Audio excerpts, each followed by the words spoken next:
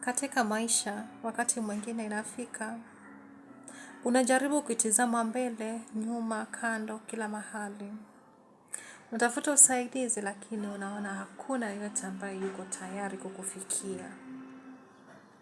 Wakati kama huo usikate tamaa.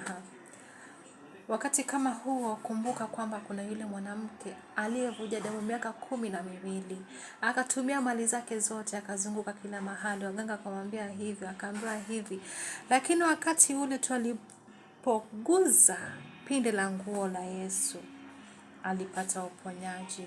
Tukiangalia story of Ayubu, hivyo kuna wakati alipitia mambo mengi sana, akasikia kuchoka kumtukana Mungu, marafiki wakamwacha, marafiki wakamwambia mtukane Mungu wako. Kwa mara nyingine alijihisi kana kwamba anataka kumtukana na kumwachilia, lakini huyo Mungu hakumwacha Ayubu, na alienda akapata vitu vizuri, vitu vyema na zaidi na zaidi.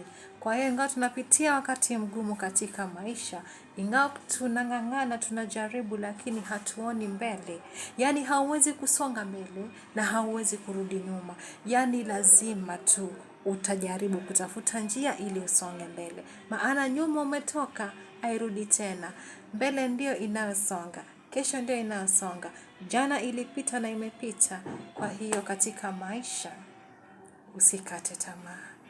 Ndugu zanguni, mimi nimepitia wakati mgumu sana, ila namshukuru Mungu. Yahweh, nainua macho nitazame pande zote, nione kama yuko wa kumweleza shida zangu. Naona hakuna, wote wamepungukiwa, hawana furaha, hawana matumaini. Nakumbuka habari ya yule mwanamke aliyevuja damu miaka 12. Yani kumbuka mwanamke yule aliyevuja damu. Kama unataka kukata tamaa, kumbuka Ayubu. Ukijisi kukata tamaa, kumbuka maisha ya Moses. Ukitaka kukata tamaa, kumbuka maisha ya wale watu waliopitia mambo mengi, lakini baadaye walipata amani. Kwa hivyo yoyote yule anayenitazama, siwezi jua ni nini ninachokisikia, sijui ni nini ninachokipitia, nataka ujue kwamba Mungu anakupenda na Mungu ana mipango mema kwa ajili yako. Usivunjike moyo, usikate tamaa. Jaribu tu, ila usiseme unataka kurudi nyuma, usiseme nabaki hapa.